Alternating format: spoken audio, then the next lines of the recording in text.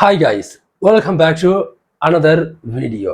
இயக்குனர் பி மணிவர்மனோட இயக்கத்தில் நம்ம தமன்குமார், வேலு ராமமூர்த்தி அண்ட் எம்எஸ் பாஸ்கர் இவங்களோட நடிப்பில் இன்னைக்கு ஒரு தியேட்டர்கள் ரிலீஸ் ஆன படம் தான் ஒரு நொடி அப்படிங்கிற ஒரு investigation murder mystery movie. And இந்த படத்தோட கதை அப்படின்னு நம்ம ஹீரோ அப்படின்னு பார்த்தீங்கன்னா வானத்தை போல படத்தை சீரியல் போச்சு இல்லையா, சொல்ல வந்தவர் தான் ஹீரோ. இந்த படத்தோட கதை அப்படின்போது படத்தோட ஸ்டார்டிங் அப்படின்போது மதுரையில் இருக்க அலங்காநல்லூர் சுத்து வட்டாரத்துக்குள்ளதான் இந்த கதைகள் நடக்குது. ஸோ படத்தோட ஸ்டார்டிங்கே எம்எஸ் பாஸ்கர் காணோம் அப்படின்னு சொல்லிட்டு அவங்களோட ஒய்ஃப் கம்ப்ளைண்ட் பண்றாங்க. எனக்கு ஒருத்தர் மேல சந்தேகமா இருக்கு அப்படின்னு சொல்லி வேலு ராமமூர்த்தி அவர்கள் மேலேயும் ஒரு கம்ப்ளைண்ட் வைக்கிறாங்க. வேலு ராமமூர்த்தி யாரு அப்படின்னா அந்த ஊர்ல இருக்க கந்து வட்டிக்கு கடன் கொடுக்கிறவர். கந்து வட்டிக்கு சரியான நேரத்துல கொடுத்த பணமோ வட்டியோ வரலன்னா அவங்கள்ட்ட இருக்க நிலத்தை அடிச்சு புடுங்கக்கூடிய ஒரு மிகப்பெரிய ஈவிரக்கம் இல்லாத ஒரு நாரப்பையன் தான் அவர் அப்படின்னு சொல்லலாம். ஸோ இவங்களோட எம்எஸ் பாஸ்கர் அவங்களோட பொண்ணோட கல்யாணத்துக்காக பணம் வாங்கியிருக்காரு. அதை சரியான முறையில தேதியில கொடுக்க முடியல அப்படின்ற காரணத்துக்காக அவங்கள்ட்ட நிலத்தை அடிக்கி புடிச்சிட்டு போறாரு வேலுராமமூர்த்தி. கரெக்டா ஒரு மாசத்துக்கு அப்புறம் மொத்தமான 8 லட்சத்தையும் என்கிட்ட கொடுத்துட்டு இந்த பத்திரத்தை நீ வாங்கிட்டு போயிரு அப்படின்னு சொல்லிட்டு போயிடுறாரு. ஸோ அந்த கரெக்டா அந்த ஒரு மாசம் டியூ டேட் அப்போ 8 லட்சத்தை கொடுத்துட்டு பணத்தை வாங்க போனார் எம்எஸ் பாஸ்கர் மிஸ்ஸிங். இந்த கேஸை எப்படியாவது கண்டுபிடிச்சு கொடுங்க அப்படின்னு சொல்லிட்டு அவங்க ஒய்ஃப் கம்ப்ளைண்ட் கொடுக்க அது ஒரு பக்கம் விசாரிச்சுட்டு இருக்க ஹீரோ. அதே சமயம் அதே அந்த ஊர்ல இருக்கக்கூடிய இன்னொரு பெண்ணும் மர்மமான முறையில கொலை செய்யப்படுறாங்க. ஸோ அந்த கொலை அந்த பொண்ணு கல்யாணம் ஆகாத பொண்ணு. ஸோ அவங்க செக் பண்ணி பாக்குறப்போ அவங்க வயிற்றுல 40 நாள் குழந்தை உருவாயிட்டு இருக்கு அப்படின்ற மாதிரி வருது. இப்போ 2 கேஸுமே ஹீரோவா இடிக்க ஆரம்பிக்குது. எந்த பக்கம் விசாரிச்சாலும் முட்டு சந்துக்கு முட்டுற மாதிரி ஹீரோக்கு ஒரே முட்டி திரும்ப வர்றதுதான் அது. உண்மையிலேயே இந்த கொலைகளுக்கு பின்னாடி இருக்கக்கூடிய காரணங்கள் தான் என்ன அப்படின்றத ஹீரோ கண்டுபிடிச்சாரா இல்லையா, இல்ல இந்த 2 கொலைகளுக்கும் என்ன சம்பந்தம் அப்படின்றதா அந்த படத்தோட கதை. ஒரு நொடி இந்த டைட்டிலுக்கு ஏத்த மாதிரி படத்தோட ஹீரோ கண்டுபிடிக்கிற எவிடன்ஸ் ஆகட்டும், இந்த கொலைகாரனை எப்படி ஹீரோ கண்டுபிடிக்கிறாரு, இந்த கொலை எப்படி நடக்குது அப்படின்றது எல்லாமே இப்படின்ற ஒரு நொடிக்குள்ளதான் நடந்து முடியுது.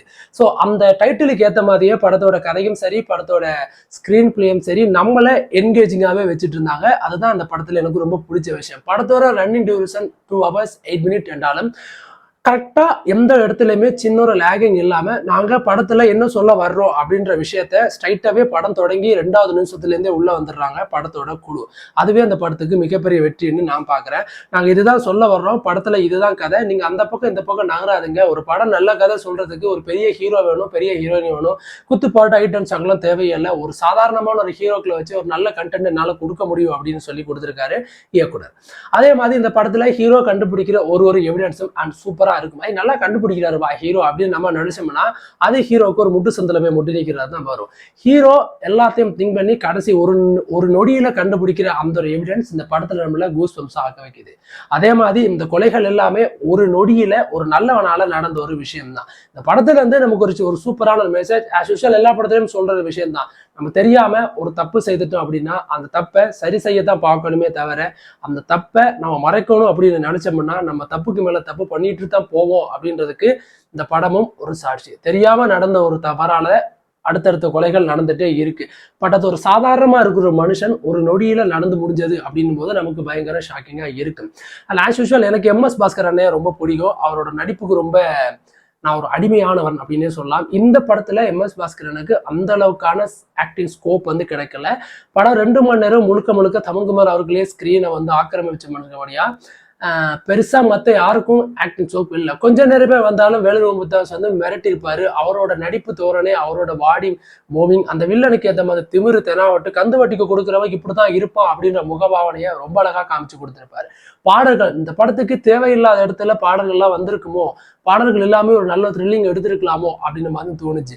ஒரு கட்டத்துல படம் பார்த்து முடிச்சதுக்கு அப்புறம் எனக்கு தோணின ஒரே விஷயம், எம்எஸ் பாஸ்கர் அண்ணன் காணாம போயிடுவாரு, இது இந்த விஷயமே படத்துக்கு போதுமானது ஒரு கண்டென்ட்டா இருந்திருக்கும், தேவையில்லாம அந்த பொண்ணையும் கொண்டு 2வது இதை கொண்டு வந்துட்டாங்களோ அப்படின்ற மாதிரியா எனக்கு தோணுச்சு. அதாவது ஆடியன்ஸோட பல்ஸை ரொம்பவே பல்ஸாக வைக்கணும் அப்படின்றதுக்காக இந்த மாதிரியான ஒரு அடுக்கடுக்கான நிறைய கிரைம்ஸ்ல படத்துல கொடுத்தபடியா பெருசா சுவாரஸ்யம் இல்லாம போயிருது. ஒரே ஒரு கிரைமை வச்சே படத்தை நவத்தி இருக்கலாம் அப்படின்றது மாதிரியும் எனக்கு தோணுச்சு. பட் குறை அப்படின்னு நான் இதெல்லாம் சொல்லலை. பட் ஃபைனலி நான் ரொம்ப எக்ஸ்பெக்ட் பண்ணிலாம் போகல. ஏதோ படம் சுமாரா தான் இருக்கும் அப்படின்னு நினைச்சிட்டு தான் நிஜமாவே நான் போய் தியேட்டர்ல உட்கார்ந்தேன். பட் எனக்கு படம் பார்த்து முடிச்சதுமே ஒரு ஃபுல்ஃபில்லான ஒரு ஒரு மன திருப்தி எனக்கு கிடைச்சிச்சு. ஒரு நல்ல படம் பார்த்துட்டோம் அப்படின்ற மாதிரியான ஒரு திருப்தி எனக்கு கிடைச்சிச்சு டெஃபினட்டா.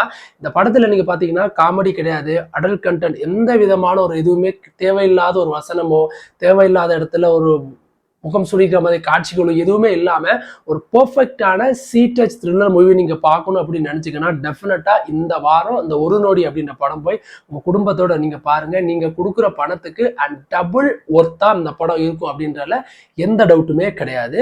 ஸோ அடுத்து நல்ல ஒரு மூவி ரிவ்யூஸோட வந்து நான் மறுபடியும் உங்களை சந்திக்கிறேன். அது வரைக்கும் தேங்க்யூ காய்ஸ்.